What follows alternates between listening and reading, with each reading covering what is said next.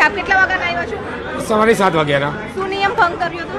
ખાલી પીયુસી નથી અને ખાલી સાઈડમાં ઊભા હતા 4 વ્હીલ લઈને, બેરેજ પરથી આવતા હતા, ઘરે જ જતા હતા. ખાલી પીયુસી નથી તો ગાડી જમા ડિટેન કરી નાખી. અમે કીધું સર મેમો અહીંયા ફાડી દો, પણ ના માન્યા.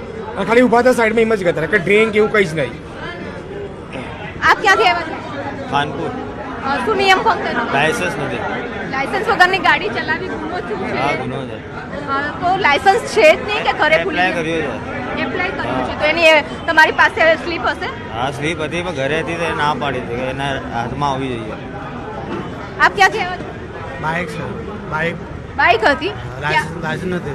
લાયસન્સ નહોતું? हाँ લાયસન્સ વગર કેમ घर था, વાહન लाइसेंस घर था, लाइसेंस है पर घर पे छोड़ दिया था। ચલાવે? અત્યારે લઈ આવ્યા છો? हाँ है ना। આપ ક્યાંથી આવ્યા છો પહેલા? મેં ગાડી ન કરતી. શું ગુનો કર્યો તો? ટ્રિપલ સવારી હતી, મારા ફ્રેન્ડ ચલાવતા હતા એટલે. ટ્રિપલ સવારી તો ગુનો જ છે. હા, એ ગુનો જ છે, મને ખબર. બાકીના ડોક્યુમેન્ટ્સ હતા? બધા જ છે મારા પાસે. ક્યાંથી આવી રહ્યા હતા? મેં ગાડી અમે આવી રહ્યા હતા દેવી ટોકીઝ સિનેમા, દેવી સિનેમાથી.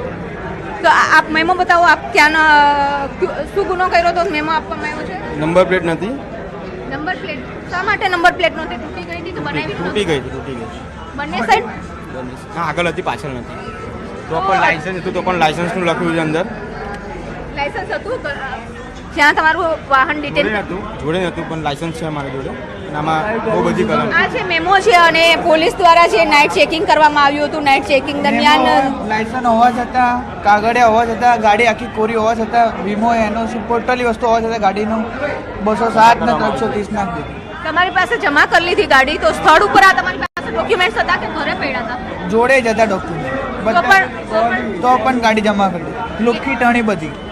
કેટલા વાગ્યાના તમે અહીંયા લાઈનમાં ઉભા છો? અહીંયા સવાર 7 વાગ્યાના. તો સવારે 7 વાગ્યાના છે. અરજદારોનું કેવું છે વાહન પોતાનું છે, ટુ વ્હીલર હતું, તેઓની પાસે તમામ ડોક્યુમેન્ટ્સ હતા, તેમ છતાં તેમને વાહન છે તે જપ્ત કરી લેવામાં આવ્યું અને કહેવામાં આવ્યું છે કે તેઓએ મેમો છે તે આરટીઓ કચેરીમાં ભરવાનો રહેશે અને ત્યારબાદ છે તે પોલીસ સ્ટેશનમાંથી વાહન છોડાવવાનું રહેશે. અત્યારે એટલે આપ જોઈ શકો છો કે આ અમદાવાદ આરટીઓ કચેરીએ છે ખૂબ જ લાંબી કતારો લાગી છે, પરંતુ અમદાવાદ આરટીઓ પાસે પણ મેન પાવર એટલો છે કે 200 લોકો જે છે તેઓને ટોકન આપવામાં આવે છે અને તેઓનો મેમો લઈ અને તેમને વાહન છોડાવવા માટે સ્લીપ આપવામાં આવે છે કે પોલીસ સ્ટેશનોમાં જઈ અને તેઓ વાહન છોડાવી શકે છે.